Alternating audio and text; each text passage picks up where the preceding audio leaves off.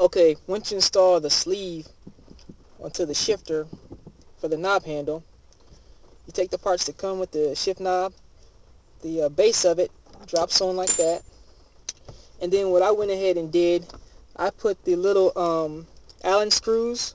I started them off already before putting it on the shift knob handle itself. Makes it a little bit easier. Then you just take the shift knob, slide it over on top as so. Try to get as low as you possibly can, and then tighten the screws.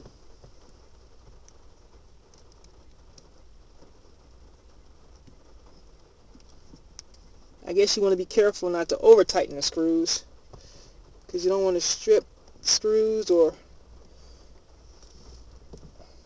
over tighten it so it's going to break through the plastic. Then just go ahead and tighten it. I mean, of course, you want it to be snug because you don't want to be driving down the road and your shift handle comes off, because that will, of course, cause some problems for you and everybody else. But you can feel the tension once you start to turn it. It gets close, and you turn it.